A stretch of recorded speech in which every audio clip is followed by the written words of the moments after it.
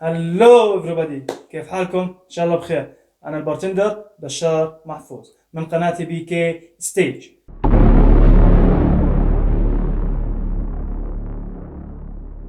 أنا اليوم معكم عشان نقدم طريقة كيف نعمل إحنا الموكتيل والعصائر الفريش في البيت. إحنا أول كنا نروح على المطاعم نروح ناخذ فيها الموكتيل أو العصائر بأسعار كتير عالية، لكن أنا اليوم راح أورجيكم كيف الطرق السهلة نسويها في البيت بأسعار كتير بسيطة. منكم كثير ممكن يسألني أو يحكي ليش أنت بتحكي موكتيل مش كوكتيل؟ في فرق. الموكتيل هو عبارة عن مزيج من العصائر أو المنكهات بدون الكحول درينك، لكن بمعنى كلمة الكوكتيل مزيج من العصائر والمنكهات مع الكحول درينك. فإحنا لما نسوي فريش موكتيل اللي هو الفواكه المشكلة مع بعض، هاي بنسميها موكتيل مش كوكتيل. أوكي، فاليوم بما إنه إحنا برمضان راح نعمل أول عصير وهو عصير تمر هندي. استنونا أصدقائي. بما إنه إحنا اليوم بدنا نعمل التمر هندي مكوناته كتير بسيطة، يتكون من باكيتات التمر هندي. هذا الباكيت فيه تقريبا 150 جرام، نحتاج 2، أنا بدنا 300 جرام، تقريبا 3 لتر مي، سكر ومواد. هلا السكر حسب الرغبة، لكن 3 لتر تقريبا بدهم بحدود 250 جرام سكر عشان يطلع متوازن، ما يطلع حلو ولا بيطلع بنفس الوقت لسه حامض.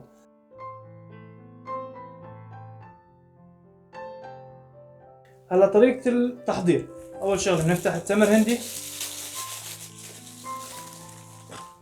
هذا هو شكل تمر هندي. عندي المي هون، مي مفلترة، مش ضروري تكون سخنة ولا ضروري تكون باردة، عادي روم تمبريتشر. ندير عليها المي.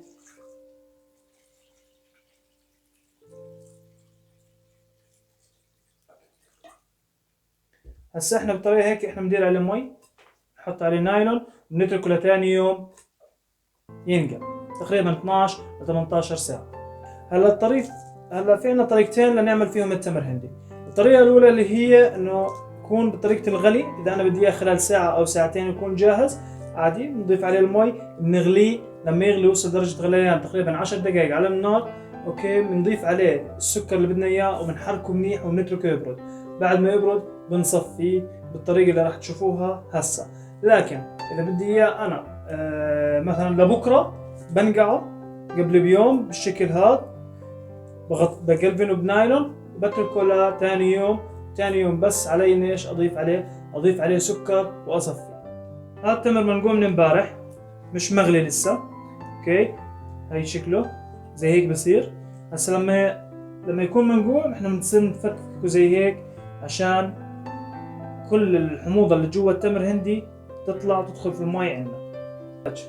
القماشه بالشكل هذا، القماشة هاي عشان ما الشوائب كلها تنزل جوا، أنا حستخدمها على طبقتين بالشكل هذا.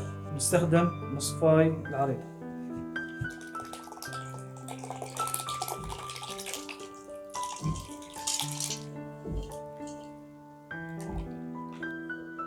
أصدقائي هسه بعملية التصفاي بالشكل هذا لازم نعصر التمر هندي بإيدنا زي هيك ونضغطه كثير بالمصفاة عشان كل الحموضة الموجودة بالتمر هندي والطعم اللي بدنا إياه ينزل. نضغط بالشكل هذا. تمام.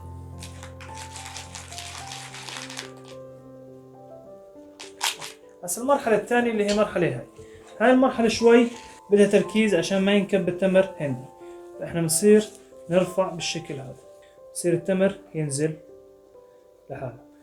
نقدر نعمل بإيدنا هيك عشان ننزل كل التمر تحت، أو نعمل الحركة هاي. أنا بعمل بالشكل هذا عشان ينزل تقريبا كل التمر مصفى 100% تحت بالنص. يمكن الناس تصفيه بالمصفاية الناعمة، بس ما بفضلها لأنه المصفاية الناعمة بضلها إلا ما تنزل الشوائب. فإذا أنتم حابين عادي يعني ممكن تستخدموا المصفاية الناعمة، لكن إلا ما ينزل فيها شوائب.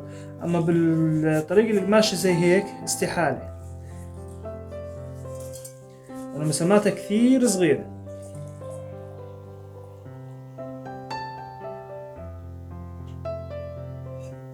أصدقائي التمر هيك جاهز، لكن بنقص الشغلة واحدة اللي هي النكهة. فإحنا بنستخدم ماء ورد تنكيه التمر هندي. أنا بستخدم أسانس الماء ورد، هذا كثير مركز، تمام، ما بقدر أحط كثير منه، يدوب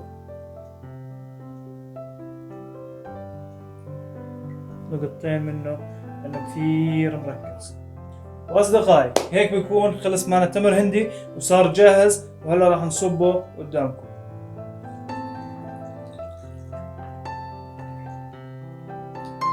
هيك التمر الهندي جاهز 100%. وهيك أصدقائي نكون وصلنا لنهاية الفيديو، بتمنى تكونوا استفدتوا واستمتعتوا فيه وتكونوا عرفتوا كيف تسووا تمر هندي في البيت. رجاء لا تنسوا تدعموني بلايك وشير وسبسكرايب. ومع هيك أصدقائي أي حدا بيكون جرب أي نوع مقتل في أي مكان تحبوا أعملكم إياه، بليز حطوا لي إياه بالكومنتس وراح أعملكم إياه إن شاء الله. ثانك يو، باي.